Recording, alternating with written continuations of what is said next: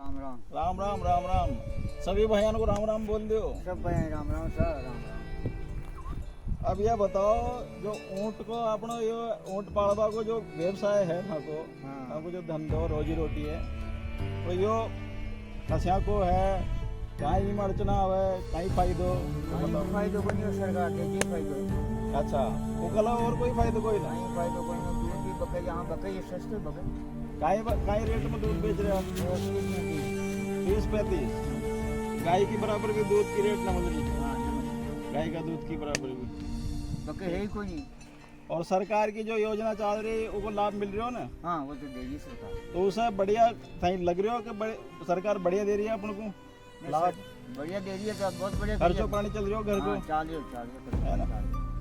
ठीक है, लेकिन दूध से कोई ज्यादा अतिरिक्त आमदनी नहीं हो कोई ये तो खर्चो पानी यहाँ से चाल रही। और ये टोकड़ी पैदा हो रहा है, इनको बेच को सेल कर बस जो है कोई इनकम हो रही, आमदनी हो रही? कोई नहीं ले रहे हैं, ये कोई ना ले रहा। हाँ यहाँ तो सरकार ने बंद कर दिया।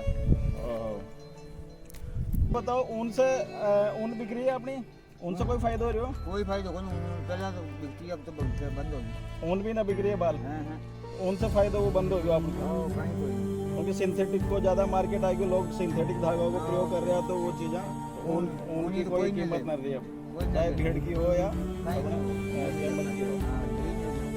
ठीक है, तो जैसा मेरा जो आपने वीडियो देखा, दौलत राज ने आपको बताया कि जो ये ऊँट पालक हैं, ऊँट चरवा है और रेबारी समाज से आते हैं, रायका समाज से आते हैं, तो देखो आप समझ सकते हैं कि इतनी मेहनत करके 24 घंटे ये ऊँटों के डेरे में रहते हैं, जंगलों में घूमते हैं, घूम के और ये ऊँटों का जो है पेट भरते हैं और अपना जो है घर का जीवन यापन भी, घर का पेट पालते हैं। तो मेरा ये कहना है, सरकार अच्छी योजनाएं ला रही है। उष्ट विकास योजना जो है वो 10,000 से अभी 20,000 रुपया एक ऊँटने के बयाने पे सरकार देती है 2 किस्तों में। तो जो ऊँट पुष्ट विकास योजना है, अच्छी योजना है, उससे जो है लोग ऊँटों का संरक्षण हो रहा है।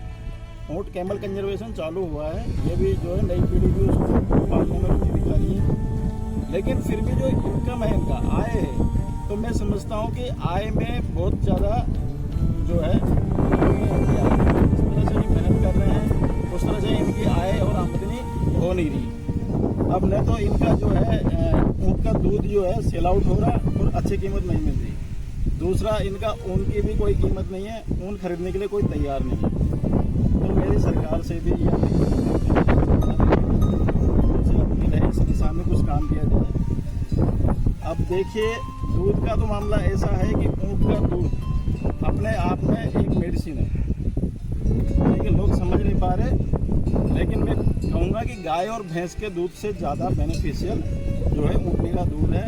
अगर हम इसकी मेडिसिनल वैल्यू देखें, रिसर्च का विषय है, रिसर्चर इस पर रिसर्च करें। और हमारे भारत में स्पेशली जो है राजस्थान राज्य में जो हमारा ये राज्य पशु है और रेगिस्तान का जहाज है, इसकी इम्पोर्टेंस कई मायनों में है, वो जड़ पूरी मिलती है। ठीक है, तो दूसरा ये अच्छा साबित जो उत्पादन है इसकी अहम भूमिका हो सकती है। और दूध भी एक अलग वैरायटी का जो मेडिसिनल वैल्यू रखता है। अभी काफ़ी मेटाबॉलिक डिजीज चल रही है ह्यूमन्स में, तो उन डिजीज़ को भी ये जो दूध क्योर करने की क्षमता रखता है। जैसे डायबिटीज़ हो गया, ब्लड प्रेशर हो गया, हाई कोलेस्ट्रॉल हो गया। तो रिसर्चर्स को रिसर्च करना चाहिए और जो निदेशक हैं, नीति निर्धारक हैं, पॉलिसी मेकर्स, उनको इस पर ध्यान देना चाहिए कि हम इसके लिए ऊँट के लिए क्या कर सकते हैं। बीकानेर डेयरी ने चालू किया था और मूल डेयरी ने दूध का जो है कैमल मिल्क का, लेकिन मैं समझता हूँ कि उसको रेप्लिकेट करने की आवश्यकता है। जहाँ जहाँ जिन जिन पॉकेट में रेबारी समाज है, ऊँट पालक हैं, तो वहाँ पर दूध पर जो है, दूध की मार्केटिंग पर और इसका अच्छा वैल्यू इनको प्राइस मिले। 35-40 रुपये का दूध नहीं है ये, इस दूध की कीमत बहुत हाई है। लोगों को भी समझना होगा और सरकार कुछ ऐसी पॉलिसी तय करे। तो मैं तो जो है दौलत राम जी की ओर से आप लोग समाज मतलब सरकार और जो है समाज से यही आग्रह करूंगा कि इस रेबारी समाज पर ध्यान फोकस किया जाए।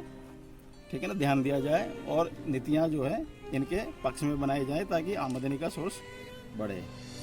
धन्यवाद।